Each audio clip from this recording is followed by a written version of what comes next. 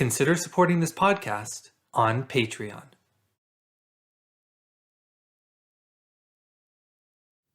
On this episode of the What is Asia podcast, I interview Taylor Easum, an assistant professor of Asian history at Indiana State University, to talk about his research on urban networks in Thailand, with a particular focus on Chang Mai.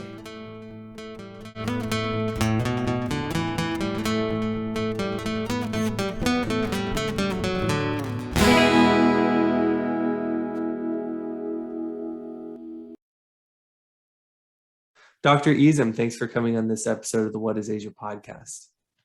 Thanks for inviting me. I'm happy to be here. So you had recently, in the past couple of years, published some research called Networks Beyond the Nation, Urban Histories of Northern Thailand and Beyond.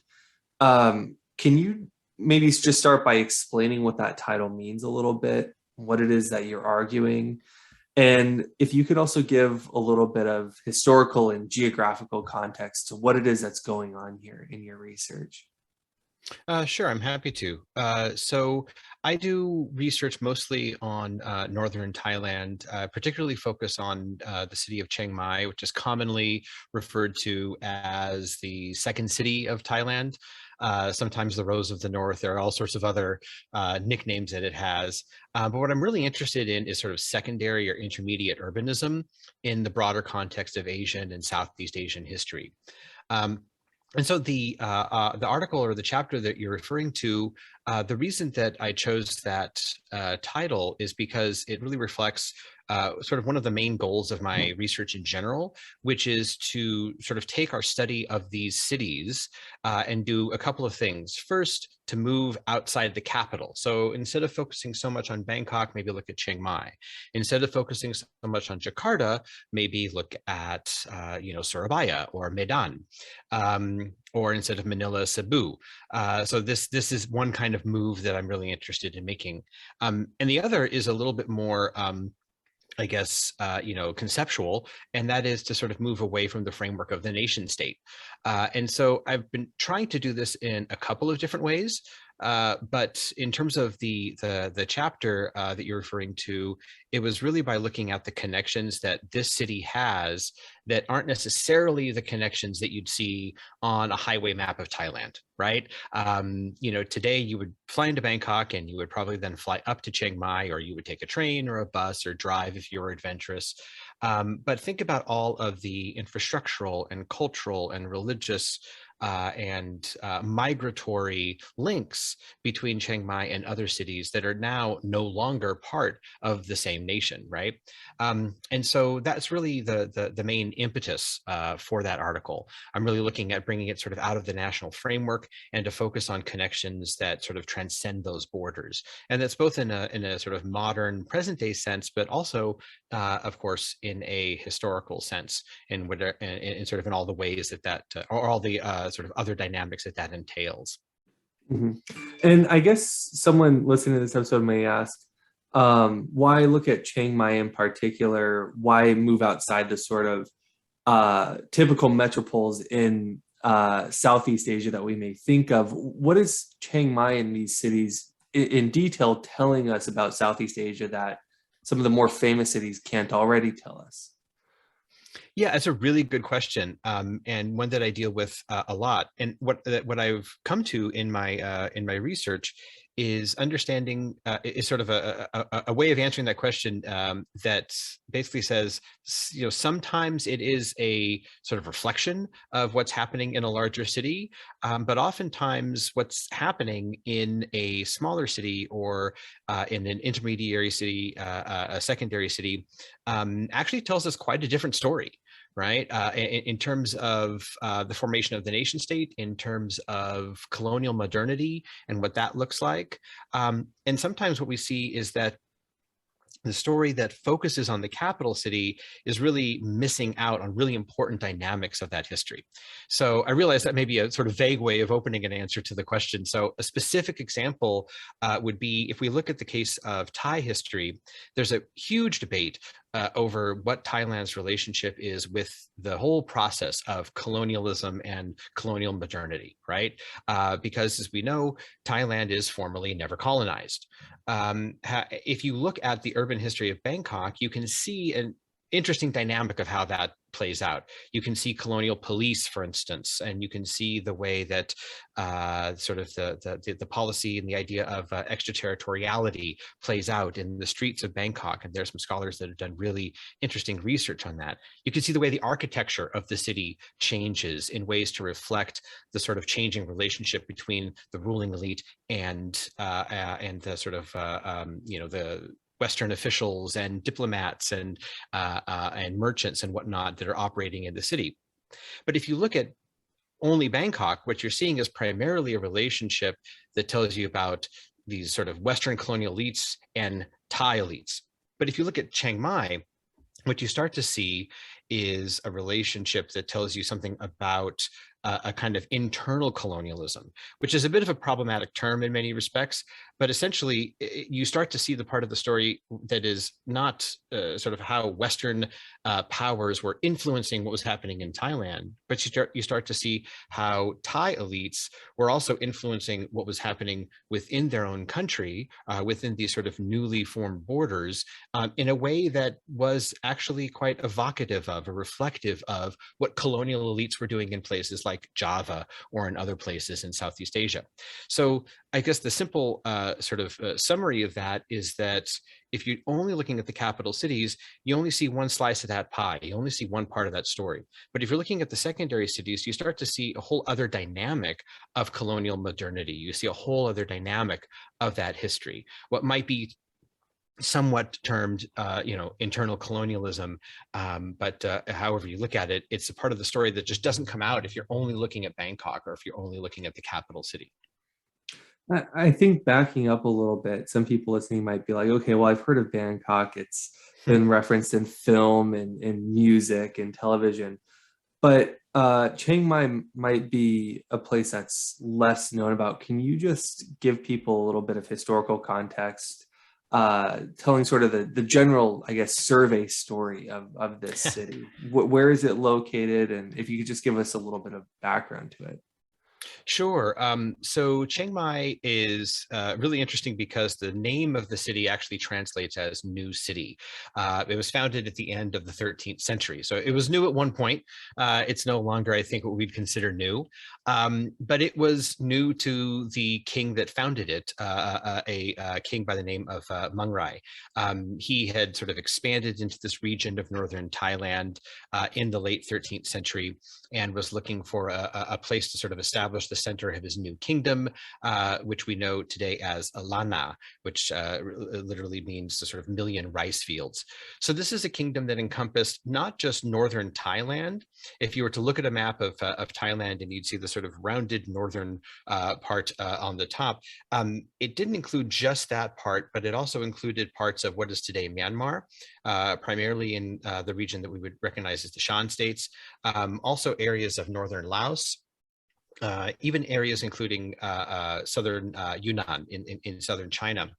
And this was a kingdom that tussled sometimes with its neighbor to the south, Ayutthaya, which is the sort of historical heir of Siam and then eventually the modern nation state of Thailand. So Chiang Mai, in a nutshell, was this very important northern Thai city. It was one among many, but it has a pretty long history. It goes back to the 13th century. And like I said, it was founded by a king by the name of Mang Rai, and it had a very long sort of up and down history. It was the center of this independent kingdom of Lana for a period of time. It was sort of taken over and subsumed into the Burmese kingdom for about a couple of centuries. And then in the 18th century, sort of switched the elites of the city and many other northern Thai cities sort of switched allegiance to throw their lot in with the king to the south in what would eventually become Siam and the capital city of Bangkok. And so from that point on, from the late 1700s on, it's sort of a vassal state of Bangkok, if you will. I guess bringing it up to the present, I think the main reason or the main way that a lot of people would intersect with Chiang Mai or hear about Chiang Mai is that it is a very lively tourist destination, right? That's probably how most people, at least in the West, but also in East Asia, in Northeast Asia, South Asia, there's a lot of attention on Chiang Mai as a tourist destination. So I think that's the other way that people really know about it. Yes, Bangkok perhaps larger, more well known, but Chiang Mai features very large in the sort of tourist destination itinerary bucket lists of people, not just in the West, but also in Asia. So you may have touched on these points a little bit already, but maybe you can go into a little bit deeper detail. I want to pull a quote from the research that you've written. You'd write, quote, "The deep history of urbanism and urban networks in mainland Southeast Asia shows that cities like Chiang Mai are anything but simply Thai," end quote. Can you sort of delve a little bit deeper what you mean by that? Sure. Yeah, I remember actually kind of taking a long time trying to figure out that quote and wording that. So I'm glad you sort of highlighted that. On a simple level, it's going back to what I was saying before, which is I want to sort of take it out of the framework of the nation state. Right. So today, most of the scholarship that is done on a city like Chiang Mai, of course, would be within the framework of Thai studies and Thai scholarship. It's a city that's in Thailand, after all. Makes sense. But when you dive into the history, particularly the deep urban history, when you go back to the founding in 1296, or you even go back earlier than that and look at what kind of settlements were there beforehand, what kind of people, you see in a sense of like sort of peeling back the layers of history, a variety of different influences, not just Thai, and influences that are actually there before Thai populations actually migrated into the area. So there are autochthonous groups such as the Lawa, there's also the Mon, and there's a Khmer influence there as well, particularly in the shape of the old city wall, which is a square.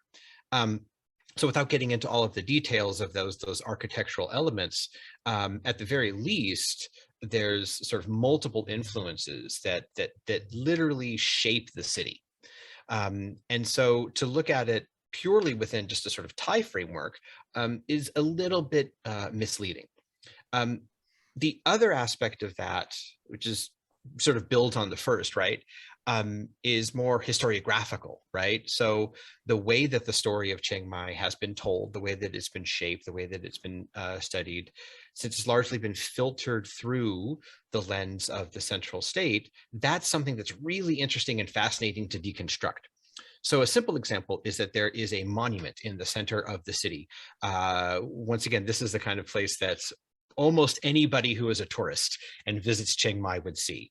It's the Three Kings Monument. It is a beautiful bronze statuary monument in the center of the city, in front of what was basically the sort of main government offices back in the early 20th century. And it shows Mang Rai, who is the founder of the city, I mentioned before. It also shows Ramkhamhaeng, who's an important king from Sukhothai, which is more to the south and more connected with the history of what becomes Siam, right? And also Ngammuang, who is another king from another city in northern Thailand. We won't get too much into his detail. But this is basically a statue commemorating the first city planning meeting ever. Mang Rai is sort of pointing, he's sort of gesturing at the land. Sorry, Ramkhamhaeng is kind of pointing, and they're both there, or all three of them are there, looking at this site. And it is meant to sort of illustrate this moment from the chronicles when they came together to actually plan the city. How big is it going to be? What shape is it going to be? Where is it going to be located? Right. The historiographical angle of that relates to that quote is that, well, that statue very much makes it a Thai story. It's connecting Mang Rai to this hero of Thai history, Ramkhamhaeng, right? The initial statue that was proposed was actually just a statue of Mang Rai, just a statue of the founder of the city. But over time, it became something that really had to sort of connect Chiang Mai to Bangkok, right? And this was in the 1980s. So if you kind of rewind from there, the story has been told not just in books, not just in text, but even in statuary form, right? The story has been told to make it one of a Thai city, right? How does it connect to Siam? How does it connect to Bangkok? How does it connect to Thai history? And what I like to do is, by looking at a variety of different sources, try to kind of unravel that a little bit, try to unpack that, right? So it's not just about this connection with Ram Khamhaeng, although he was there, that's in the history, but there's also all these other influences that point to places like what is today Myanmar or Laos or southern China, as I said, before. So that's kind of what I was getting at, and it's particularly interesting to see that when you look, as I said, at the deep history. When you're looking at what sometimes urban historians call the urban palimpsest, right? When you're looking at these sort of different layers that you can sort of peel away under the surface.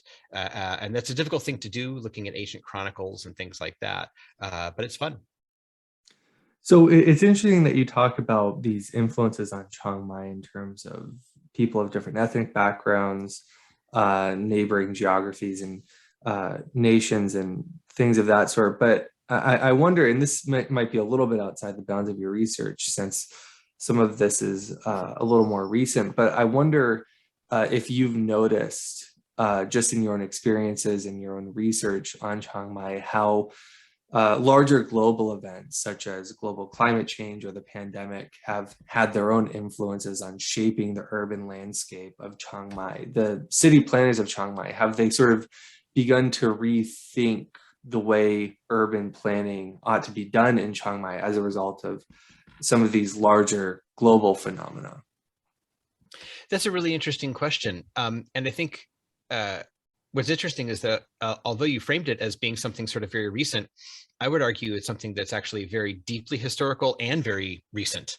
And by that, I mean that there are, of course, a lot of efforts today to confront and to manage the challenges that are posed by climate change and environmental degradation, increased urbanization, concrete heat islands, things like that.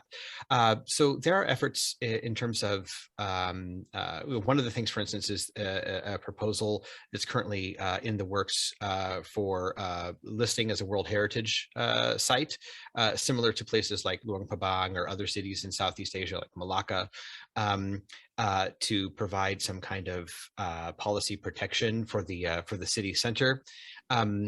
That might not be necessarily directly in response to climate change, but it's to sort of manage the difficulties that come from overdevelopment, right?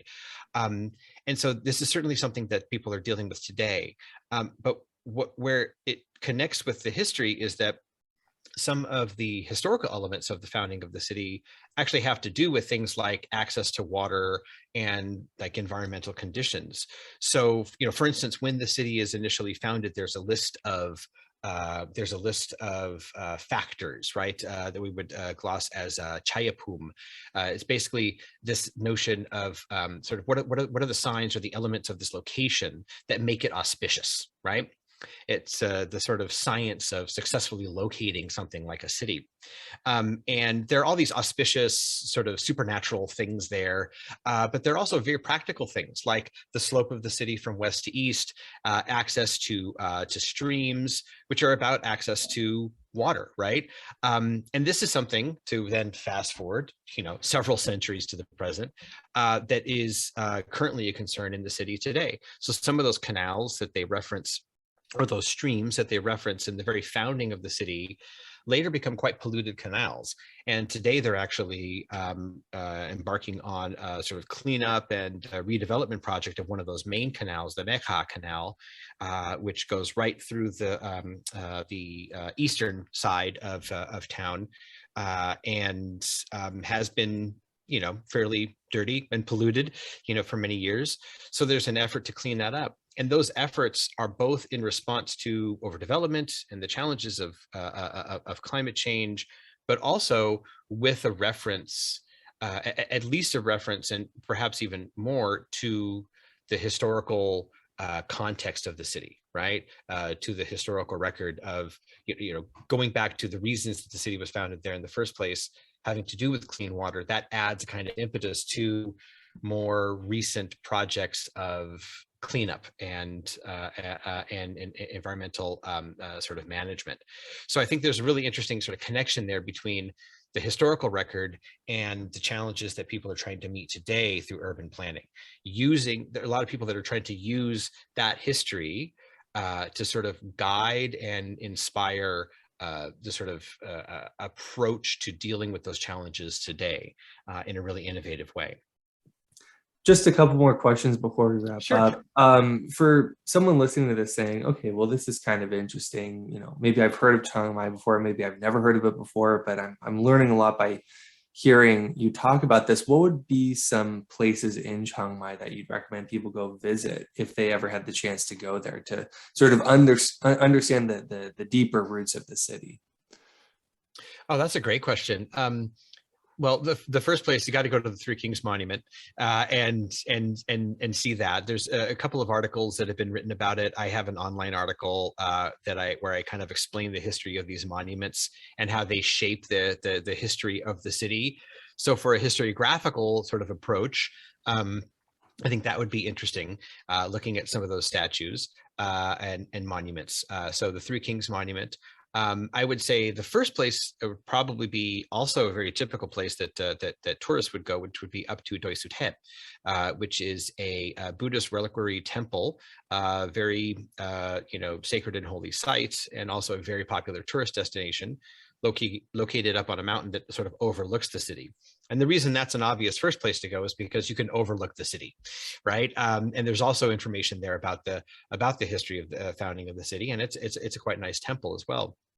But from there, you can actually see the layout of the city to an extent, and sort of how it relates to the environment, with the mountains to the west and the river to the east. So there's that.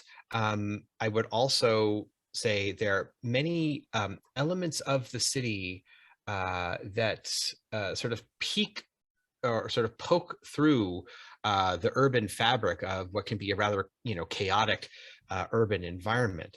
So it's very obvious to see these square city walls. These are brick walls, and in a sense they date back to the founding of the city, but really they date back to the 19th century, when they were, and really the early 20th century, when they've been sort of reconstructed.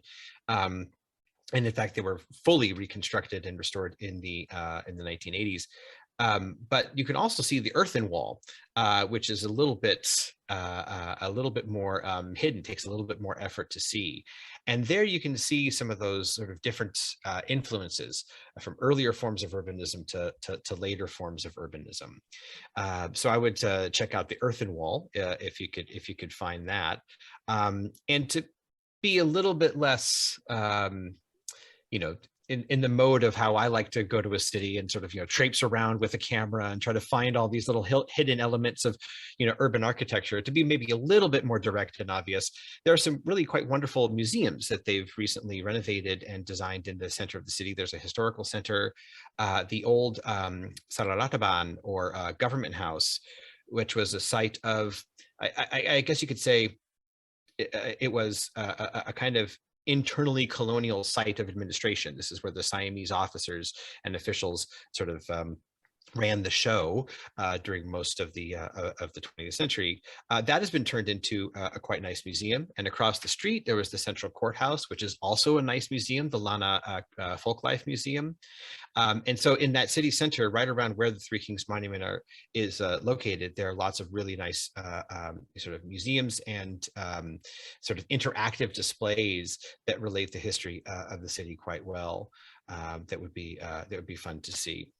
So, but yeah, the only other thing I'd say is that when I love to do study abroad with my students when I get the chance, and I do tend to just sort of take them around, traipsing around the city, looking at all these little hidden corners and whatnot. But those would be some places where I would, where I would at least get started. And lastly, for someone listening to this who Sure. wants to know more about the history of cities or the history of urbanization in Thailand, what would be one or two books that you would recommend someone read? Well, this will go a little bit against, I guess, what I was saying before, because I was talking so much about moving beyond Bangkok. But there actually are some really great books on Bangkok, architecture and urbanism. One by Lawrence Chua, pretty recently published, called Bangkok Utopia, and another one, and both of these are by the University of Hawaii Press, by Serhat Unaldi, called Working Towards the Monarchy, The Politics of Space in Downtown Bangkok. So for all of my talk about moving beyond Bangkok, I just recommended two books that are about Bangkok, but these are two really great books, right? Drew Johnson also has a book about the sort of history of and anthropology of sort of Chiang Mai urbanism and anxieties, called Ghosts of the New City, that deals with Chiang Mai. And then my book should be coming out relatively soon, within the next year or so, on the urban history of Chiang Mai as well. But yeah, the book by Lawrence Chua and Serhat Unaldi, Bangkok Utopia, Modern Architecture and Buddhist Felicities, that's the first one. And Serhat Unaldi's Working Towards the Monarchy, those are two that I'd really recommend. Dr. Easum, thanks for coming on this episode of the What is Asia podcast. Thanks for having me. It was fun. And for those who want to see more content, you can go to the What is Asia podcast YouTube channel or nakotadefonso.com. We'll see you in the next episode.